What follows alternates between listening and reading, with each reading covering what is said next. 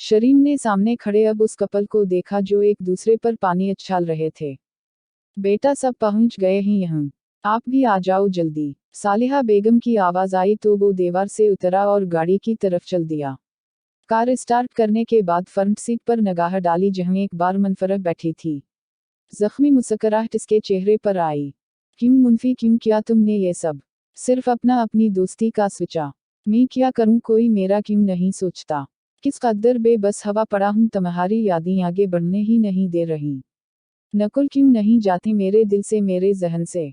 जब अलग ही होना था तो अपनी एक एक याद भी अपने साथ लेकर जाती। मुझे यादों के साथ सिसकता छोड़ गई। खुदे बातें करता वो उस वक्त दुख की शदत पर पहुंचा हुआ था। उससे पहले कि मामा दोबारा कॉल करती उसने कार घर की जानिब बढ़ा दी। घर पहुंचा तो घर का माहौल बिल्कुल मुख्तलिफ लग रहा था। हमेशा खाली खाली रहने वाला घर आज मेहमानों से भरा पड़ा था। सभी मौजूद थे, एक वही अब पहुंचा था। सलाम करता हवा आगे बढ़ा तो सबसे पहले अजीम साहब ने इसे गले से लगाया, खैरियत पूछी। इसके बाद शुमसा आंटी और खाला जान से मुलाकात करता वो ऊपर अपने कमरे की तरफ फ्रेश होने का कहता हवा चला गया। अभी उसने महरीन को नहीं देखा था। कमरे में पहुंचकर अभी मोबाइल और वाल्ट जेब से निकालकर साइड टेबल पर रखे ही थे कि दरवाजा नॉक हुआ। कौन? अक्सा हूँ, अजय। शरीम वार्डरोब से कपड़े निकालने लगा। कैसे हो शामे? अक्सा ने अंदर आखिर काउच पर बैठते हुए पूछा। ठीक, आप कैसी हैं? कपड़े निकालकर बेड पर रखते हुए कहा। तुमने बात की महरीन से? इसे बताया नहीं क्या अब तक शामे? मेरे ख्याल से तुम्हें एक बार उससे बात करनी चाहिए। अक्सा ने इसका सवाल नज़रअंदाज करते हुए कहा। नहीं, अब इसका कोई फायदा नहीं है। जो हो गया अब इसे कबूल भी करना है और निभाना भी है। शरीम ने एक लंबी सांस भरकर कहा। क्या मतलब शामे? और वो लड़की, इसका क्या कसूर? वो क्यों अकेली रहे जबकि तुमने मुझे बताया था इसका तो अब दादी के सिवा और कोई है भी नहीं, फिर वो कैसे ये सब सह सकेगी? तुम इसे अकेला बीच राह में छोड़ दोगे? अक्सा ने शकवा करते हुए कहा। ये इसका अपना फैसला है। वो खुद अकेली रहना चाहती है, खुद सब कुछ सहना चाहती है। मैं इसे कैसे मनाऊं? वो सब कुछ खुद ही प्लान कर चुकी है। शरीम ने अक्सा को देखकर झुके कांधों के साथ जवाब दिया। क्यों, वो ये सब क्यों चाहती है? मैं कुछ समझी नहीं शामी, प्लीज मुझे बताओ पूरी बात। अक्सा उठकर इसके पास ही बेड पर जरा फासले पर आकर बैठ गई थी। शरीम ने अल्फ से ये तक सारी बात इसे बता दी। वो हमेशा से इसकी बहन और सकी दोस्त रही थी, अब भी वो बात जो वो किसी को नहीं बताया था शरीम ने अक्सा से नहीं छुपाई थी। अक्सा ये सुनकर बिल्कुल खामोश हो गई थी। इसकी खुद समझ नहीं आ रहा था कि भला अब जब मनफरह ने खुद ही अब कुछ खत्म कर दिया है तो फिर अब वो किस तरह से उस रिश्ते को दोबारा जोड़ने की कोशिश करें। फिर अब क्या करोगे तुम? अक्सा ने शरीम से लोचा। इसकी यादों के सहारे महरीन के साथ ही जिंदगी गुजारूंगा। उससे वद्दा किया कि महरीन को न ये बात बतानी है और न इसे कभी कोई गम देना है, तो बस अब उस वद्दा को निभा कर दिखाऊंगा। अगर वो मेरे बगैर रह सकती है तो मैं भी इसके बगैर रह सकता हूँ। वो तो शायद मुझे बिल्कुल भूल भी जाए, मगर मैं इसे जानबूझकर भी भूलना चाहता। इसकी यादें साथ लेकर महरीन का हाथ थामूंगा ताकि हर कदम पर यह बात याद रहे कि महरीन को खुश रखना है मनफरह की खुशी के लिए। शरीम ने मोबाइल को देखते हुए कहा, जहां सामने स्क्रीन पर एक नाम और नंबर रोशन हो रहे थे। वो सिर्फ उन्हें देख रहा था, ग्रीन लाइट की तरफ टिच करके कॉल नहीं मिला सकता था। जिंदगी नाम और नंबर स्क्रीन पर रोशन थे। इसे याद आया जब वो मनफरह का नंबर सेव कर रहा था तब उसने बहुत कुछ सोचकर इसके नंबर पर जिंदगी लिखा था, क्योंकि वो इसकी जिंदगी ही तो बनकर आ रही थी, इसकी मुकम्मल जिंदगी। अक्सा भी इसी ही देखती रही। इसे भी कुछ याद आया, पहली दफा उसने यही जिंदगी देखकर इसे छेड़ा था जिस पर शरीम ने इसे सब बता भी दिया था। उसने नजर उठाकर शरीम को देखा, मोबाइल हाथ से लेकर टेबल पर रखा और गुया हुई। चलो अब जल्दी से तैयार होकर नीचे आओ। अगर इरादा और अज़्म कर ही लिया है कि महरीन के साथ ही रहना है तो कुछ इसे वक्त भी दो। तुम इसके ना खाओ, वो तुम्हारी मनकोहा है। अगर उस तरह बिल्कुल दूर दूर का राया रखोगे तो इसे शक भी होगा और इसका दिल भी टूटेगा। और तुम जानते हो, इसका दिल टूटा इसे जरा भी तुम्हारे राया से तुम्हारे नाखुशी की झलक भी लगी वो सबसे पहले अपनी दोस्त को बताएगी और मनफरह फिर तुम्हारी तरफ से भी और इसकी तरफ से भी नाखुश हो जाएगी। चलो अट्ठू, महरीन के लिए न सही मनफरह के लिए अट्ठू, और एक नया ताल्लुक अच्छी तरह जोड़ने के लिए नीचे आओ। आप चली, मैं बस चेंज करके आया, शरीम ने कहा और कपड़े उठाता वॉशरूम चला गया।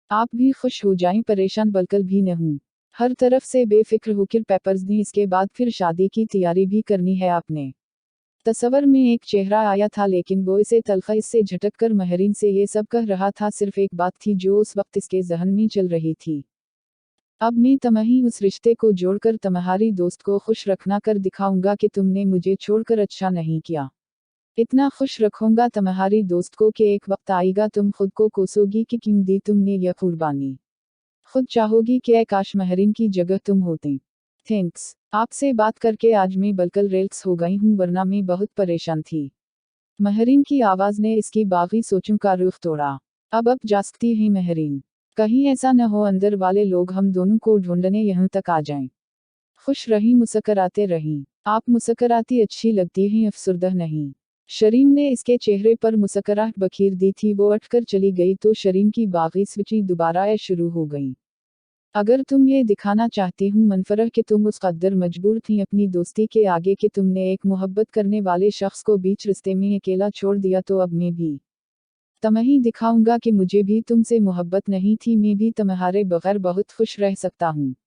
और अब तो जे तुम्हें लाजमी ये दिखाना है कि न सिर्फ मैं खुश हूँ बल्कि अपनी बीवी महरीन को भी खुश रखूंगा। इसे इतनी मोहब्बत, इतना प्यार दूंगा कि तुम उससे हंस करने लगोगी, जलोगी उससे कि काश तुमने मुझे इसे न दिया होता। अब तुम देखना मनफरह मैं कैसे खुद को और इसे यकजान करके तुम्हारे इस फैसले पर तुम्हें शर्मिंदा करूंगा।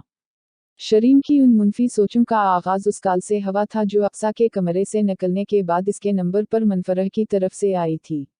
वो वॉशरूम में चेंज कर रहा था जब इसका मोबाइल बजने लगा। वो चेंज करके निकला, मोबाइल उठाया तो इसकी आंखें झपकना भूल गईं। 1 मिनट भी जाया किए बगैर उसने कॉल रिसीव की। अस्सलाम अलैकुम, हम मुनफी बोलो, सब खैरियत है ना? इसे लगा था शायद दादी की तबीयत अचानक से खराब हो गई है, इसीलिए उसने इसे कॉल किया है। हम अब ठीक है, बल्कि अल्हम्दुलिल्लाह बिल्कुल ठीक है। मुझे सिर्फ ये कहना था शरीम कि आज या कल जब भी टाइम मिले तो आकर अपना ये शॉपिंग बैग ले जाना। मनफरह ने रखाई से कहा। काफ कौन सा शॉपिंग बैग? इसे मनफरह के लहजे की रूखापन का उस कदर एहसास हुआ कि इसे कुछ याद ही न आया कि कौन सा शॉपिंग बैग। वो जो आप दादी को देकर गए थे। मुझे नहीं मालूम शरीम उसमें क्या है, लेकिन जो भी है आपकी हर चीज़, आपके हर गिफ्ट, हर जज्बे की हकदार सिर्फ महरीन है। सो आप ये प्लीज़ आकर ले जाएं और ये इसे दे दीजिएगा। मैं इसे अपने पास नहीं रख सकती। मुझे इसे लेने का, रखने का कोई हक नहीं। वो तुमसे आप पर आ गई थी। ये आप अपनाइत वाला आप नहीं था, बल्कि अजनबीत वाला आप था। मुनफी तुम कैसी बातें कर रही है? मैंने हर बात तो मान ली तुम्हारी, अब प्लीज ये एक छोटा सा तोहफा तो रख लो ना मेरी तरफ से। मैं ये तुम्हारे लिए पहले से ले चुका था, इसीलिए ये तुम्हारा ही है। शरीम ने कहा। शरीम आप अब भी वो सब नहीं समझे जो मैं आपको कब से समझाना चाह रही हूँ। शरीम मैं आपसे जुड़ी कोई बात, कोई चीज़ अपने पास नहीं रखना चाहती। और मैं आपकी तरफ से भी यही चाहती हूँ कि आप मुझे बिल्कुल भूल जाएं, महरीन के साथ खयानत न करें, खुद को और मुझे खाइन न बनाएं। इसे दिल व जान से कबूल करें। लोगों को, खुद को और सबसे बढ़कर मेरी दोस्त को धोखा न दें। शरीम मुझे भूल कर इसे दिल का मुकीम बनाएं, आप देखिएगा आपको उससे बहुत जल्द मोहब्बत हो जाएगी। मनफरह ने हमवार लहजे में सब कुछ कहा। मैं तुम्हें बोलना नहीं चाहता मुनफी, वरना ये तो मैं भी जानता हूँ कि अगर मैं अपना दिल खाली करके इसके पास जाऊंगा तो बहुत जल्द वो मेरे दिल पर कब्जा कर लेगी। लेकिन मैं अपना दिल इसे देना ही नहीं चाहता, तो क्यों इसे तुमसे, तुम्हारी यादों से, तुम्हारी बातों से खाली करूं? शरीम ने बेबसी से कहा। बस शरीम, बस बहुत होगा आपकी ये सब अमेच्योर लड़कों जैसी बातें। आप मर्द बने जिससे आपका निकाह हुआ है, इसे दिल से कबूल करें।